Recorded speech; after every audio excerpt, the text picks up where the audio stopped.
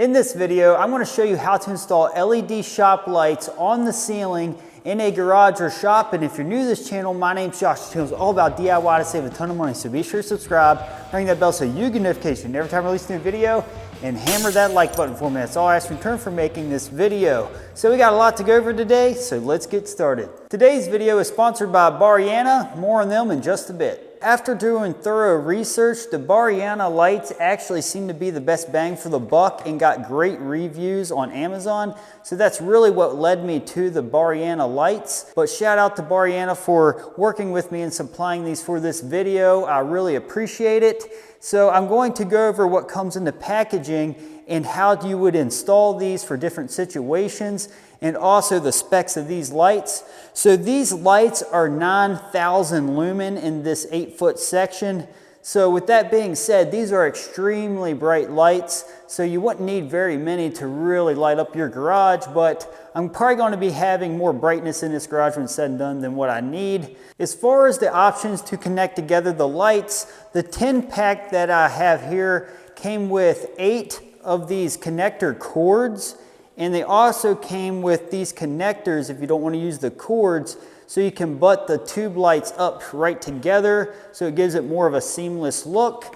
And if you use this connector, which that's what I'm going to be using, I can only connect 4 of these LED light tubes together that are in the 8-foot sections.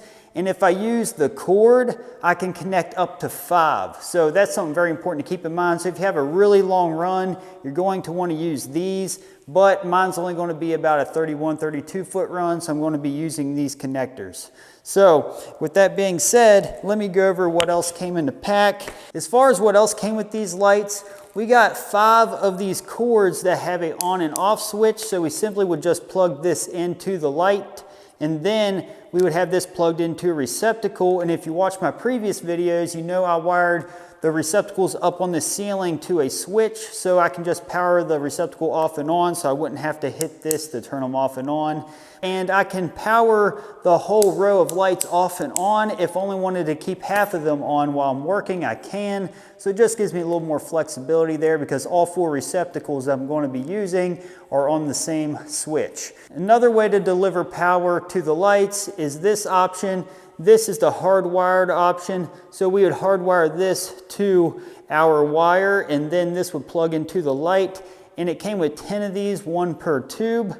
And as far as how they anchor to the ceiling, they sent brackets that is enough for either 2-foot on center ceiling joists or 16 on center ceiling joists, either one. There's enough brackets like this in which the lights clip into, and then they came with screws in order to anchor the brackets. So that's what we're going to be doing first thing. If you need to know how many lights to order for your shop or garage, here's a chart you can reference to order the exact amount you need. If you'd like to purchase these lights or see more details about them, I'll put a link in the description below so you can check them out for yourself. In my situation, I have these blank covers on lights that can eventually go here. So I want to put these LED lights in between here. So I'm going to get the center from that light to that light, and then get that measurement that I get here over to the wall, so I can get a mark in order to use for our string line. All right, I now got my measurement off the wall to the center of our second row, because our first row is going to be measured right off the wall. So now I'm going to install this first row. If you haven't done too much construction or DIY, you may not know much about using a chalk line. So the key here is to measure off one side of the wall over on the ceiling in order to make your first mark, which is the measurement that I just got up on the ceiling here, which was 105.5. So I'm going to measure off this wall over to this side of the ceiling. Then I'm going to come down here, and where our row is going to end, I'm going to measure 105.5 inches, make a mark here, and then I'm going to hook my string line onto a screw that I'm going to place in a ceiling joist, and it's going to pull from there to the other mark and chalk a line. And that's going to give us a straight line off that wall, so we have a perfectly straight line to put our brackets on the ceiling. For the first place where I need to make my mark, I need to find my ceiling joist first. So a good DIY way of doing it is just doing the knock test, and wherever you have a receptacle or a light socket. Most of the time there's going to be a ceiling joist on one side or the other of that. So we're just going to find that first. So doing the knock test, it feels like or sounds like the first ceiling joist is here. So we need to come over to the next one in order to start our run, because our lights are going to end right here somewhere. So we don't need a bracket here. So we're going to measure 2 foot over, because I know my ceiling joists are 2 foot on center, in order to help locate our first bracket location, which looks like it'll be here somewhere. Yeah, so if you hear how it goes more dull, that's where it's located more than likely. So right here, there's nothing. Right here, there's nothing, but in between, you can tell there's something there, which is probably the ceiling joist. So I'll make a little light mark there with a pencil. Now we need to measure over the 105.5 inch and mark it here on the ceiling. Now that we located the location of where our bracket will be installed, I'm going to take one of the screws and place it into the ceiling joist there to hold our chalk line. I'm now going to hook the chalk line to that screw and run it over to our next area. I'm now here at the other side of the garage. I'm going to measure over 105.5 inches and make the mark to hold my chalk line on. And be sure to use blue chalk and not red, because blue will wipe off. It's not permanent to where red is, just in case you make a mistake. Now I'm going to pull the chalk line tight and strike the line. Now, as you can see, we got a perfectly straight chalk line to go off of, and you could also use a laser here as well if you don't want to use a chalk line. Now that we have our chalk line running perpendicular, and when I mean perpendicular, they're crossing over each other like so. So I have the 2 foot on center trusses in which we can put our brackets. Now, if you want to run the lights adjacent with your ceiling joist, you can. You would simply just have your chalk line right in the center of your ceiling joist and install them every 2 foot, just like we are here. But because our ceiling joists are running 2 foot on center, we can only do these as close as every 2 foot. So now there's something else I'd like to go over. The screws sent are only 3/4 inch. Now these are only really going to be good for going directly into wood to hold the bracket. Now because I got 1/2 inch drywall in the ceiling, I'm actually just going to use a drywall screw that's 1.25 inches. Because these lights are not heavy at all, the 1.25 inch screw that's for drywall will work fine. And if you're having 3/4 inch drywall on your ceiling, you're going to want to upgrade to 1.5 inch drywall screw, just so you know. So be prepared for that. So since we're on 1/2 inch drywall, the 1.25 inch is fine. So we're going to locate our ceiling joist. And also we can measure off one of the marks that's right on the ceiling joist as well, every 2 foot. So I'll show you both methods. So it sounds like it's about there. So I'm going to make a little mark. And you could also just measure off your first screw to get 2 foot on center, which happens to be right there as well. So something else, whenever you place your screw into this bracket, be sure to use the center hole, because the center hole will allow it to pivot in order to go on straight with the light. If you use one of the holes on the edges, it won't pivot correctly. So you want to make sure you use the center hole like so. And now we're going to place the bracket right into the ceiling joist. And make sure that it is square with the line, and that looks good. All right, so that's all there is to installing the bracket. Now I'm going to install these right down the chalk line every 2 foot.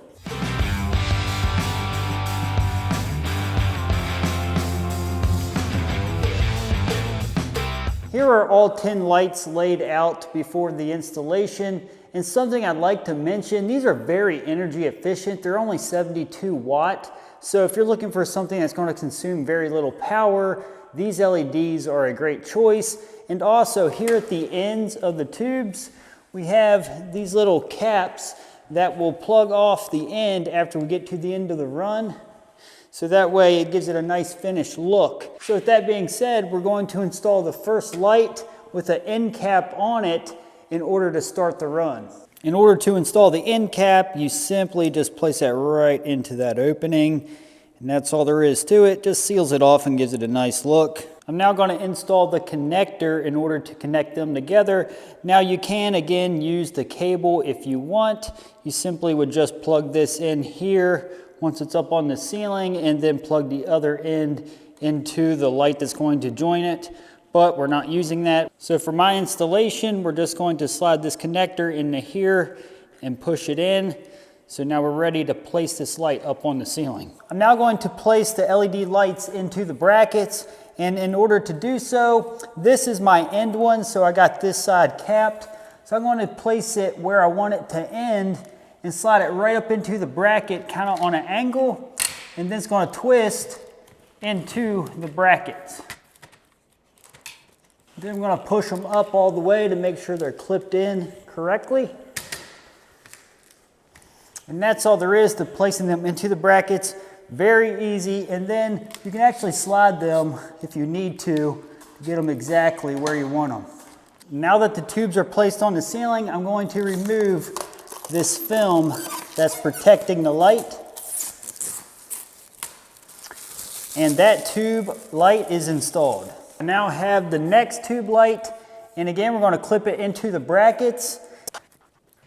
And now we need to line up where the connector goes into this tube and slide it together. As you can see, they are together nicely, and that's all there is to placing them in line with each other. Now here at the end of the run, this last part is very easy. I'm going to use this cord in order to plug into the power and plug into the light. Right, and I'm just going to let this hang here for now. I'll eventually probably mount this up on the ceiling so I can always have that option. So now we're going to hit the switch and see if they work. All right, here we go. And we got lights. All right, these look really good. And since those are the 5000K, that's that nice, soft, modern looking light. I really like the looks of that. Awesome. And I have this option. I can hit the switch, then cut them off from here if I have too much brightness from all of them on at once. But honestly, it's a nice, comfortable 5000 Kelvin light, so it's very nice. I like that. So now I'm going to time lapse the rest of the installation of the lights in this building.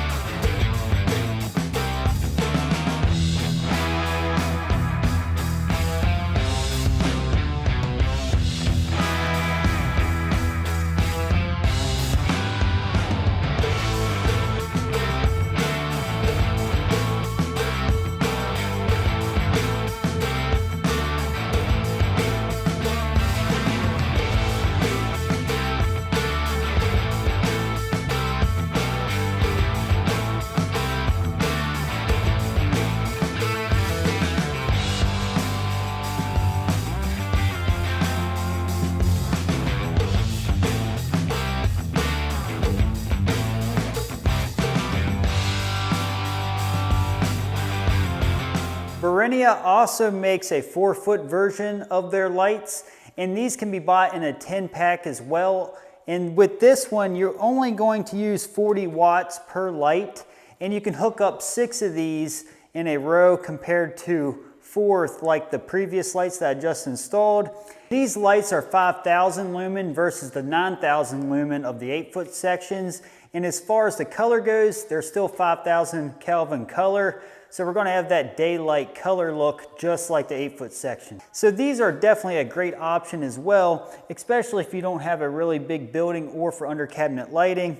As you can see, they look really nice, and I really think these are going to hold up well. And these particular versions come with a 3-year warranty, and they come with all the same accessories as the 8-foot. You have your cords with the switch, you have the hardwired option, and you have the extensions in between the lights if you want to space them out. And be honest with you, the lights I installed in here, I put 16 of the 8-footers, and it was very bright, almost too bright to be honest with you. So I actually cut the center lights off and just have my ends on. So if you want to see the video of where I'm going to install these 4-foot lights and where I'm going to build all of my workbenches, check out this video. It'll help you out.